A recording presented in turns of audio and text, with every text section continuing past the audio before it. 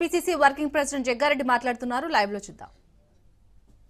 నాయకత్వంలో రాహుల్ గాంధీ గారి యొక్క నాయకత్వంలో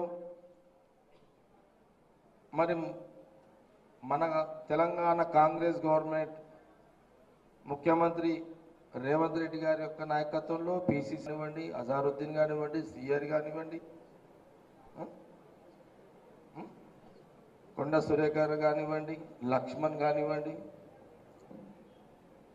అందరూ కూడా, ఎందుకంటే వాళ్ళ శాఖలు ఉన్నాయి కదా, వాళ్ళ పథకాలు ఏదైతే ఉన్నాయి, అందరూ వారి యొక్క కంట్రిబ్యూషన్ అందరి ద్వారా అందరి ఉన్నాయి, కానీ నేను ఒక్కందే కంట్రిబ్యూషన్ లేదు మీకు. నేను అంతే కదా, అంటే నాకు నేను రాకున్నా అరే కూర్చోమని ఉండే, నేను రాకున్నా మీరు గెలిచి రావాలని మీకు అందరికి చెప్పేసిన. నాకు మాటవాడు నాకు శ్రీరామ్ ట్రై చేసిండు రావాలని, రానని చెప్పిన. సాయి కల్పకు ట్రై చేసిండు, రానని చెప్పిన. ఇక మీతోళ్ళంతా ఇక ట్రై చేయలేరు ఎవరికి, ఎందుకంటే ఎట్లా రానని చెప్పి. కానీ నేను రాకపోయినా మీరందరూ కాంగ్రెస్ పార్టీ నాయకత్వంలో పార్టీకి ఉన్న బలము, శక్తి, మీ యుక్తి, మీ ఆలోచన, మీ ప్రయత్నము, మీ డబ్బు ఇవన్నీ కూడా సమకూర్చుకొని 84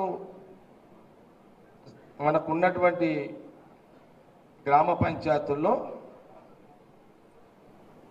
ఎన్ని గెలిచింది? 45 మంది. 84లో 45 మంది గ్రామ సర్పంచులుగా కాంగ్రెస్ కండువాతో బ్యానర్ మీద సంగారెడ్డిలో గెలవడం జరిగింది. ఇది కాంగ్రెస్ పార్టీ అన్ని గ్రామాలలో ఉన్న కార్యకర్తల కృషి, అన్ని గ్రామాలలో ఉన్న ఆ కాంగ్రెస్ పార్టీ నాయకులు, సమస్త కులాలు, సమస్త మతాల సహకారంతో మీ కృషి, మీ కష్టము, మీ గ్రామ పంచాయతీ సర్పంచ్లను, మెంబర్లను, ఉప సర్పంచ్లను చేయడం జరిగింది, మీరు గెలిపించుకోవడం జరిగింది. 45 మంది గెలిచిన వారికి, గెలిపించిన వారికి, మీ మండల నాయకత్వానికి, నియోజక నాయకత్వానికి నా పక్షాన మీ అందరికీ శుభాకాంక్షలు, శుభాభినందనాలు మీ అందరికీ.